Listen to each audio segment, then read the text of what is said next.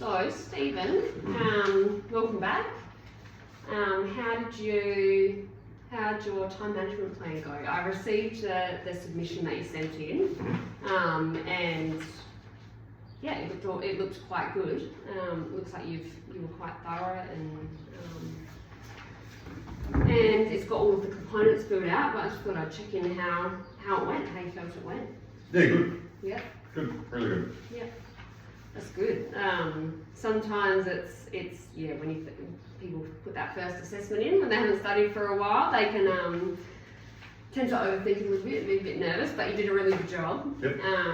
So I've marked you as satisfactory for that one. And what I will do is I'll send that back to you, and I'll have some feedback notes and bits and pieces in there as well. Mm-hmm. And today is assessment 2 for your time management unit. Mm-hmm. What I'll do is I've got the assessment sort of matrix and marking on here, so I'm just going to be asking a few questions. I'll be typing some of your responses in as well, just so I've got some evidence of your knowledge to look back on and be able to make assessment judgments. Sure. And so this will be maybe 5 or 10 minutes, and then we will do assessment 3. Yep. And that's your group one. So a couple of other students are already here. So as soon as we're finished with assessment 2, we can move on to that group one, and then we'll be done for unit 1. Mm-hmm.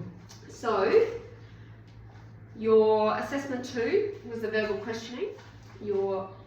And before we get started as well, I just wanted to let you know that I did get a copy of your ID. So I've checked that, and just to authenticate that it is you that's here today doing those assessments.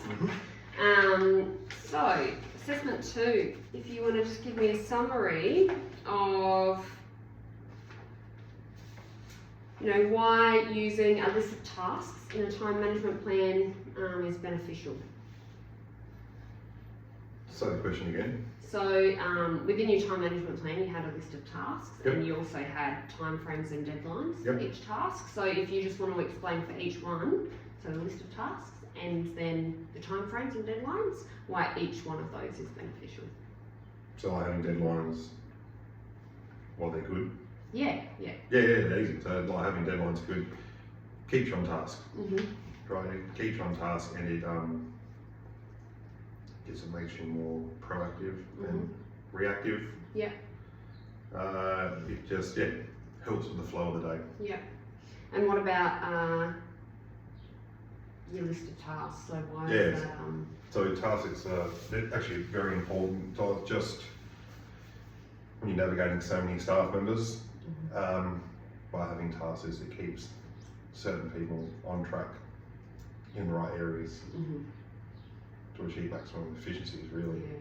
And I suppose for yourself too, when you have to manage something, I'm sure you get lots of different things popping up, so making sure you don't lose track of those different tasks all the time.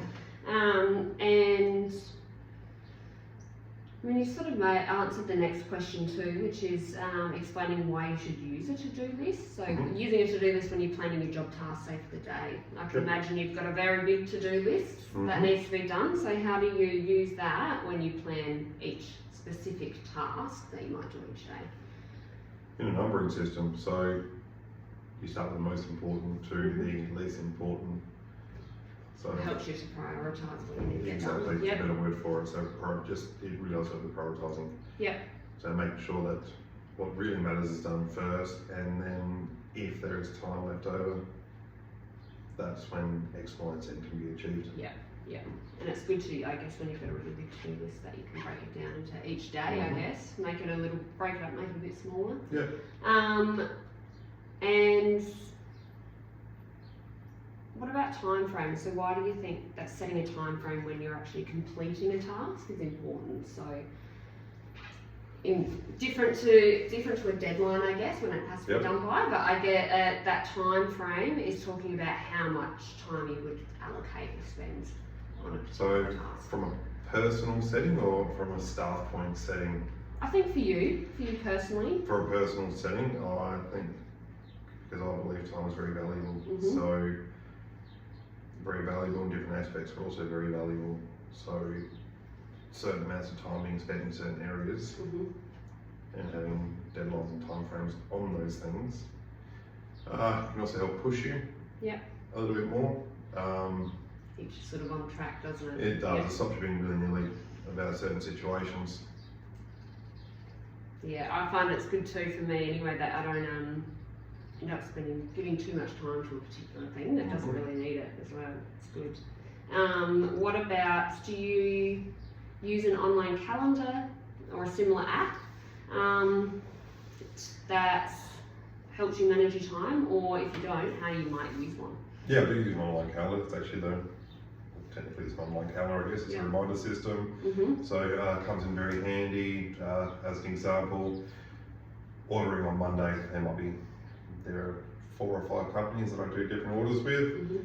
It's quite easy to forget one of those few when you get caught in the moment at times. So by having a reminder set for different periods of that day, it's sometimes memory escapes you, so it's just nice to have that quick alert. That just lets you know, have you done this? So yeah, it's massively beneficial. So yeah, I can imagine in your work role too, like when you've got so many different things that you're managing each day, probably be pretty easy to forget something like that if you don't get those like alert systems or that something's due and things like that. What about, so this one's a multi-choice question. So, if you were asked to complete a job task that you couldn't fit into your day, what could you do to manage the situation? So A is to complete the job anyway, B was to talk to your supervisor, C is do nothing, or D, all of the above. B. Yeah, talk to your supervisor. Yeah, Okay. and so... How do you do all the above? Yeah, exactly. A is do it yourself, or C don't do it at all. Exactly. Okay, no worries. So B, talking to your supervisor, is so if you, in that situation where you had a lot of job tasks to complete and then your supervisor gave you another one that you didn't think that you would complete, what would you say? How would you approach that?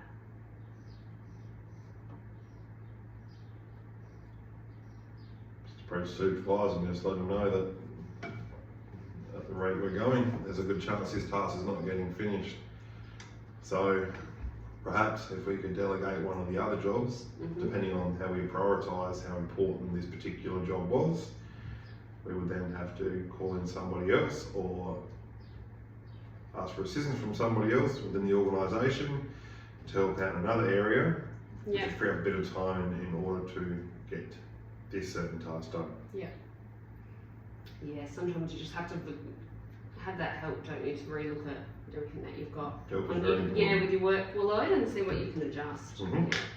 I think we've covered everything for assessment 2, and I've marked you as satisfactory for assessment 2, so, and same for assessment 1.